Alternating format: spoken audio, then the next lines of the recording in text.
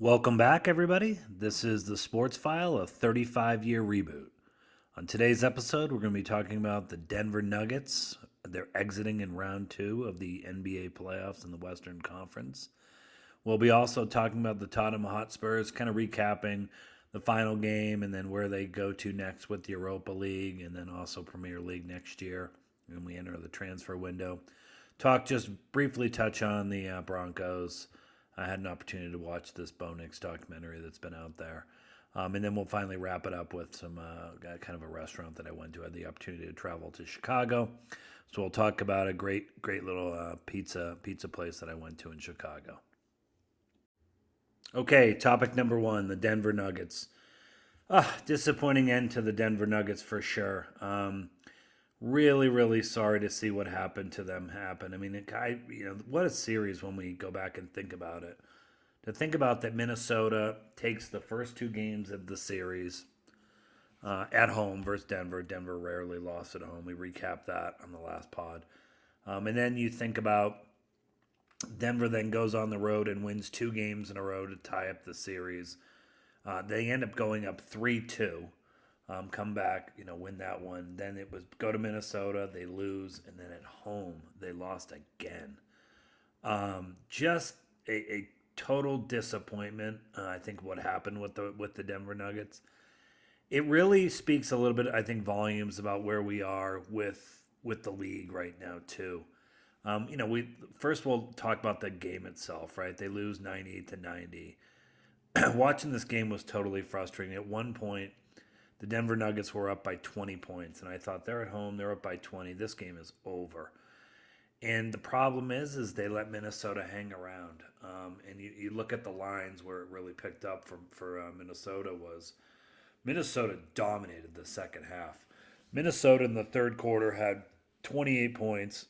Nuggets only had 14 points. Fourth quarter, Timberwolves have 32 points. The Nuggets have 23 points.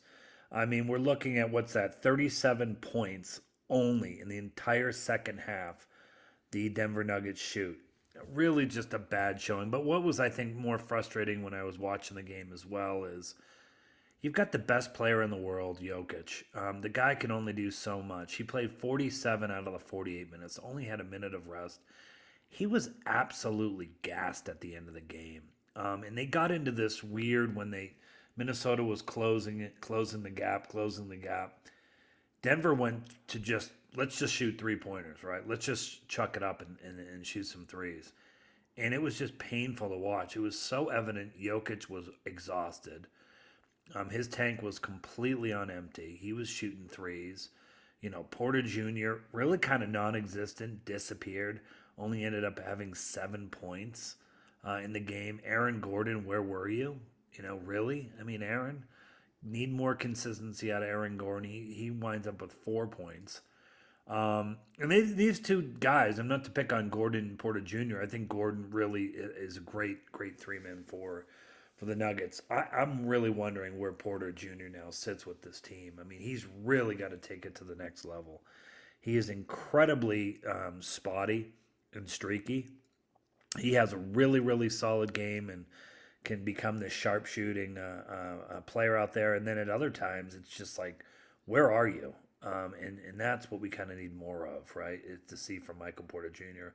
And Aaron Gordon, I think, just a little bit more consistency. I think he's kind of like the catalyst to this team. Not to like totally, I think, compare him to someone like a Draymond Green with Golden State. Draymond Green, I think, is a perfect fit on that team just because he brings the energy. He brings the oomph, right? You've got two guys in Curry and Klay Thompson back in the day that were there, but they're not like the most, alpha type players out there. Draymond is that. Draymond has no problem picking a fight. And I think Aaron kind of gets a little bit into that. He's not as aggressive as Draymond can be. But I do think Aaron Gordon plays such a vital role on this team. It's just need to get a little bit more consistency out of this guy. We also think about when we have players like, KCP, 5 points, just kind of there. Really, and then I look at the line from the last game. You have Christian Brown played 20 minutes. it was clear by the end. Michael Malone said, "Look, I'm just going with the six guys I trust, and that's the starting five, and then Christian Brown, and then I'm just going to put in Holiday and Jackson. Both of them combined they were short of double digits on minutes. Holiday had 9, Jackson had 5. Just a total disappointment, I think, to exit in this round. Minnesota, I mean, to their credit, young, exciting, really brought it to the Nuggets, played great defense most of the time, especially in this game. I mean, to hold the Denver Nuggets to 90 points at home is super impressive. And I think that's, Timberwolves, we'll see what they do. They lost game one to Dallas. We'll see what the Mavs. I think the Mavs win that series. I think they do. But again, I thought the Nuggets would roll in this series. So who really knows? And this segues into the parity of the league, right? Where we are. Um, this is kind of sort of what I think the NBA in an ideal world would want. This is why they have a salary cap and this luxury tax and certain thresholds, and then you get hit with a tax penalty if you go up over that. And we'll talk about that in a minute where the Nuggets stand. But if we were to go back to say 2019, which really created this run on Golden State, was they're the last kind of dynasty that we really saw, right? I mean, they dominated, dominated through the last few years here.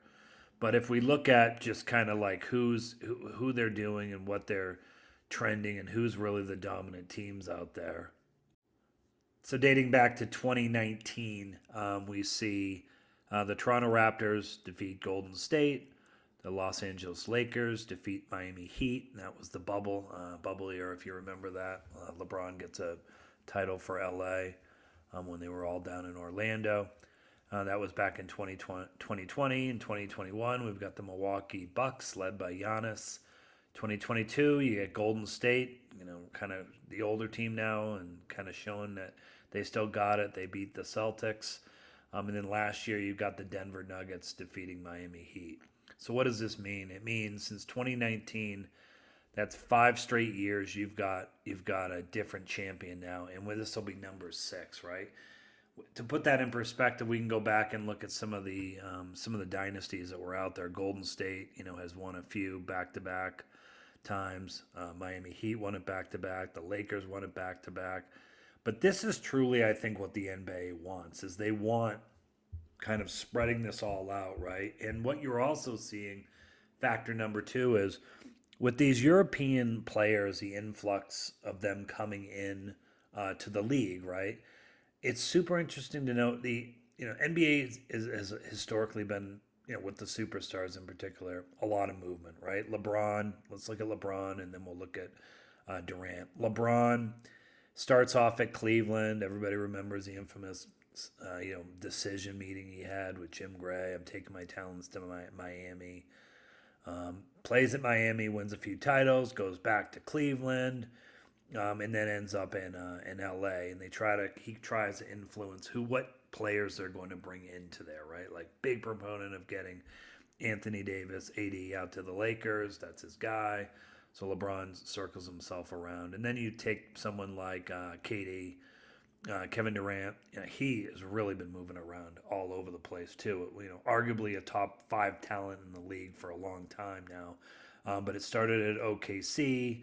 Goes out to Golden State, then goes out to Brooklyn Nets, then ends up in Phoenix, and now there's rumors he might be on the move again.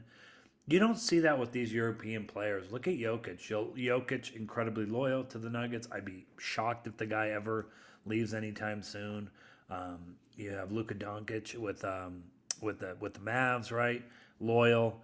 Giannis with Milwaukee, loyal. I mean, this is what you're starting to see, is that these European players think completely differently, right, than players here from the U.S. And they are all about like, hey, I want to stay, I want to be comfortable, I want to be here, because they spend, remember, most of their off season back in their homes, whether it's in Serbia or Greece or wherever the countries are that they're from over in Europe. And so it's having a huge impact, I think, of why you're starting to see this spread out of kind of parity within the league, where Yes, you can have teams that have a bunch of stars, like the Celtics. I think are completely frustrating to watch right now. They've had the same core together for a while, and that just screams of they've got a bad coach there. But why haven't they won more? Right? Why are they doing what they're doing? If you watch their series against their first game against Indiana in the Eastern Conference Finals, Celtics were favored by 10.5. And that line stood still, which meant it was getting a lot of action at the 10.5, right? So people were buying into them. They barely squeaked by that game. They are lucky that Indiana gave that game away in overtime because they should have lost that game. Super frustrating. So where does this go with the Denver Nuggets, right? They've got some real issues coming up here, right?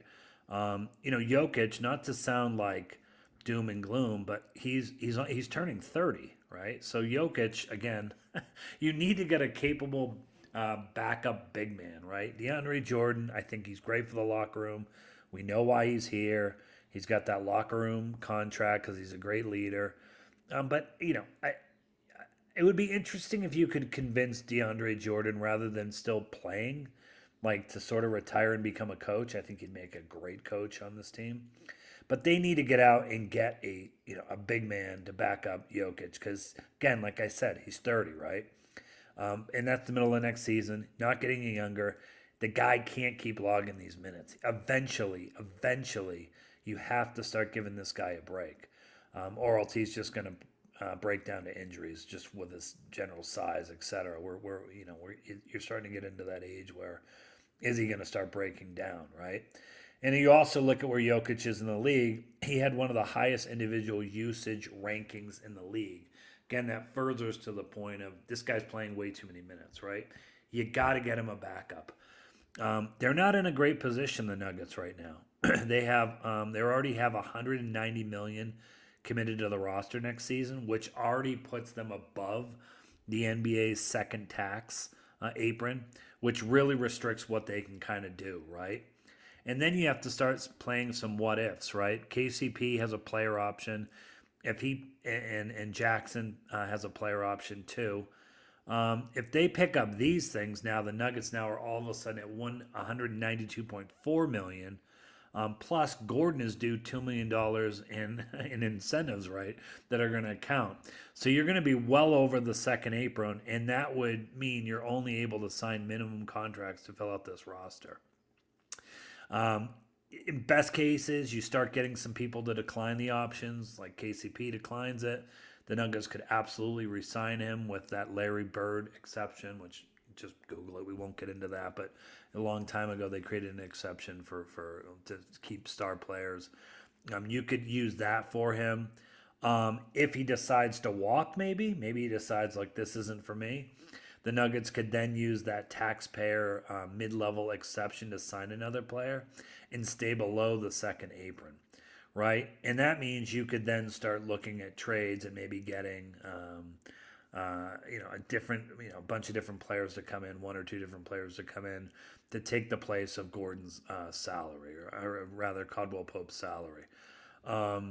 It's just they've got a lot to do, and I think that they really need to focus on this internal development of what they did so well early on. That really needs to start coming through as well, because right now it's clear the depth is in trouble, right? We don't have the bench.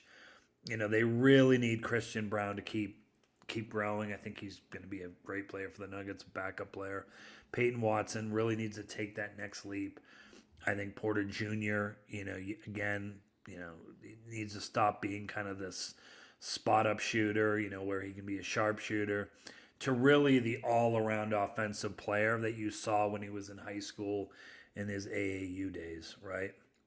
And then maybe they can keep some of their current rookies, right? They need them to kind of take a leap, like a Julian Straswather. If he can take that leap, then I think they're okay. But it's going to be tough to come back. This is why everybody says, and I think I bought into it as well, is, hey, the Denver Nuggets, we've got our dynasty here, right? We've got a dynasty. And it just shows you that the parity in the league, nothing's taken for granted. You've got these young teams now. The Timberwolves, the Thunder, OKC Thunder are young, exciting to see. The Mavs are definitely back in it. Kyrie seems to found that spark that he had way back when. Luka's amazing.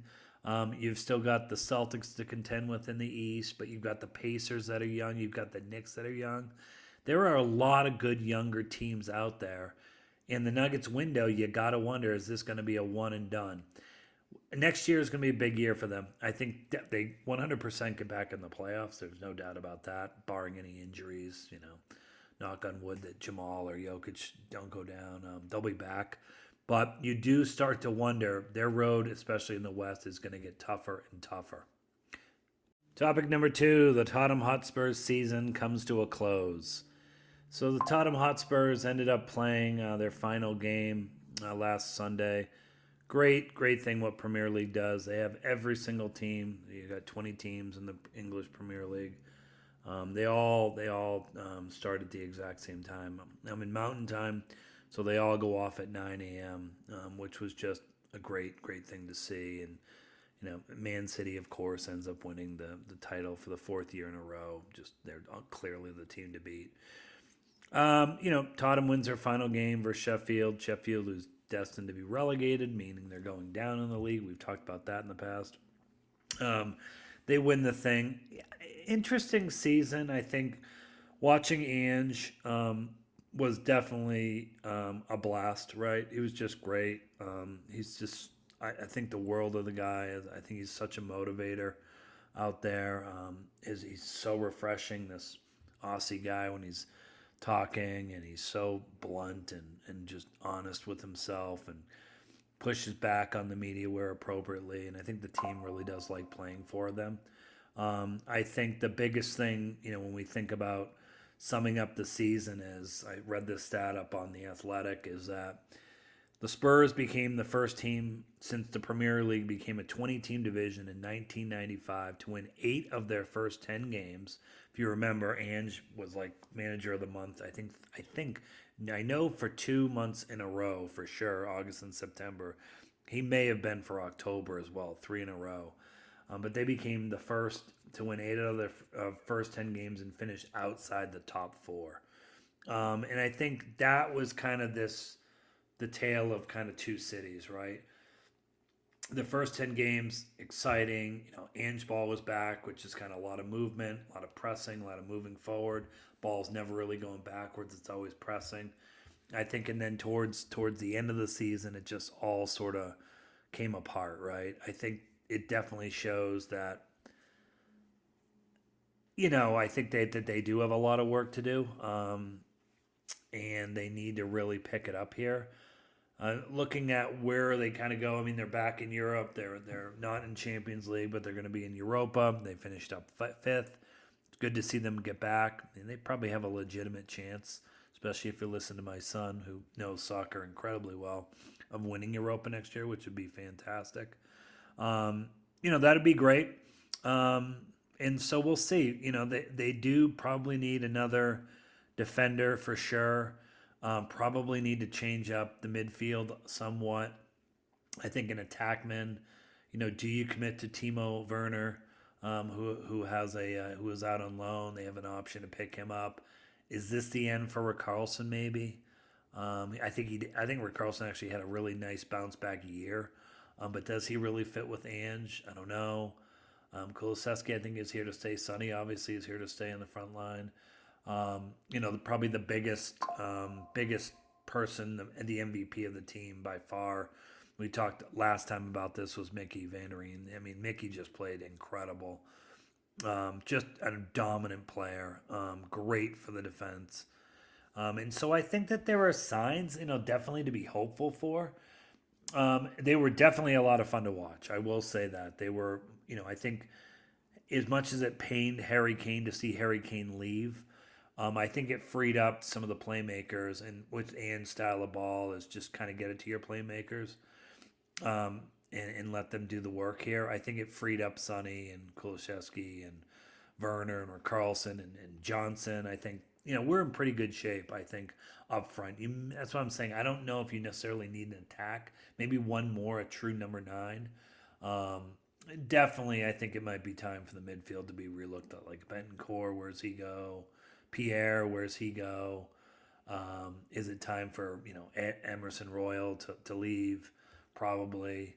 And so we'll see what the outlook look like. We'll keep track during the transfer window. This is an exciting time that will open up once that window opens up in June here. That goes through the summer. We'll start to see some movement, and hopefully we'll see the Tottenham Hotspurs, make their way back into the top four. Topic number 3, the Bo Nix documentary.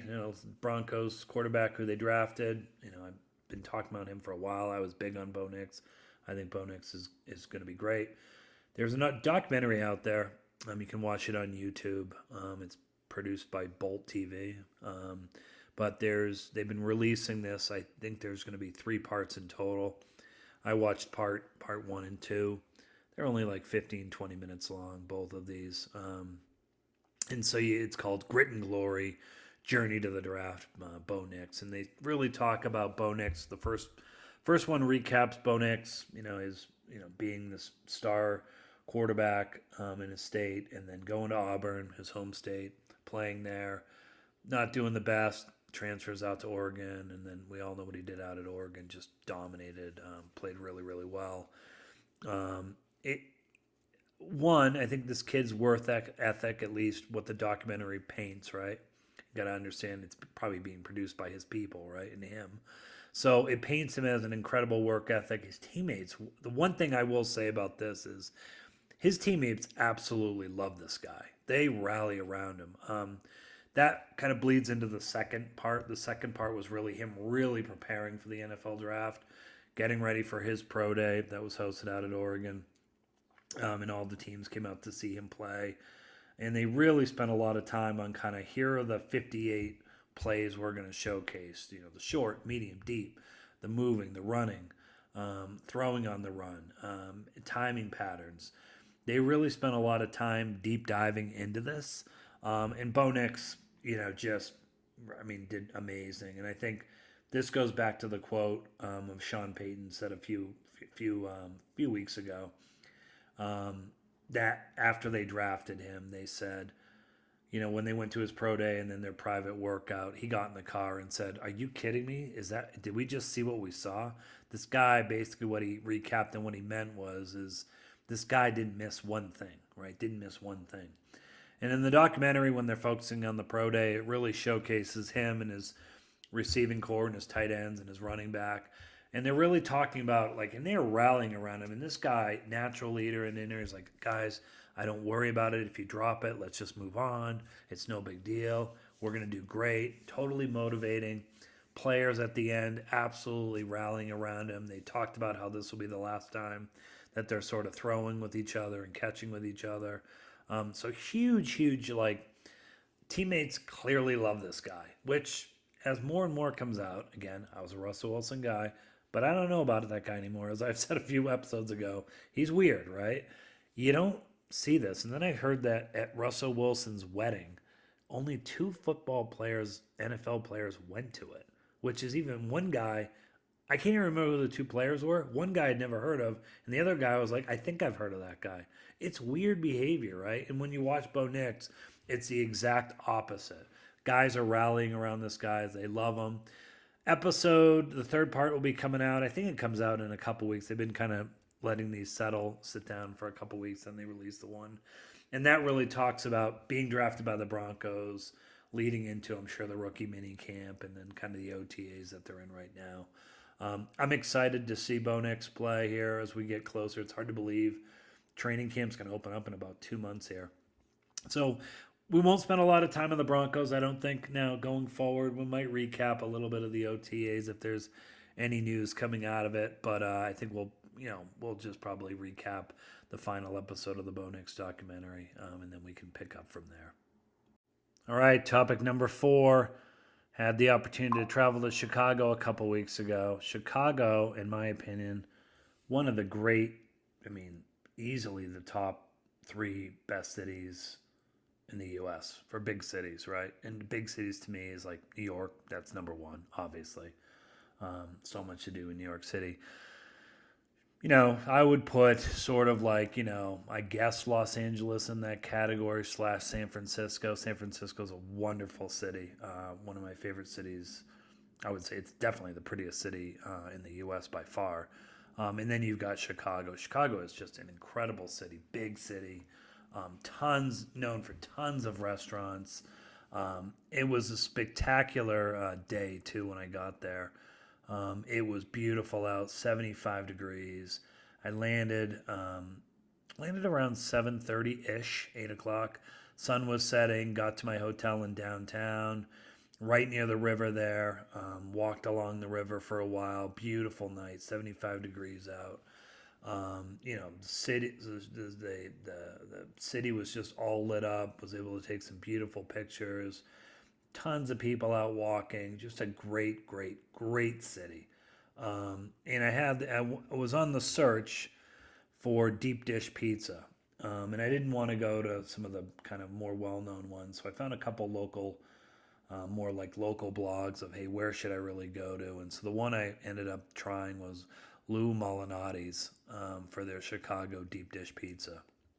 This place was great. You walk in, nothing fancy, just kind of cramped wooden booths. You sit there, menu, you open it up, deep dish pizza. And people are going to like, is it pizza? Is it not pizza? I don't care if like they can call it pizza all they want because the reality is it's just deep dish. It's more like a big pie if you've never had that. Really good. I got this individual. The menu screams of saying, "Hey, look, this is going to take at least 20 to 25 minutes to make. Right? They're done in these cast iron pans." And I got the classic Lou Molinati's pizza, which for them it's just the way they do it is like I said, deep dish. So it's like an inch tall, I guess, like a pie. The first layer is the cheese was on it for them. Then the second layer is this sausage that they do, an in-house sausage. Third layer is obviously the tomatoes. Really individual size. You could totally eat this thing. It was probably equivalent to maybe 1.5 slices of a big pie that it's impossible to finish. It was great. Loved it. Had an IPA, local IPA beer here, which I'm drawing a blank on what it is, which is too bad because it was really, really good. Had an IPA there. Sat in the wooden booth. Just really enjoyed my time, kind of people watching, seeing what all the locals and people in Chicago doing. It was fairly late when I got there, around 9 o'clock. So you had a bunch of people that were either out after they went to work or guys that lived in the neighborhood that went there.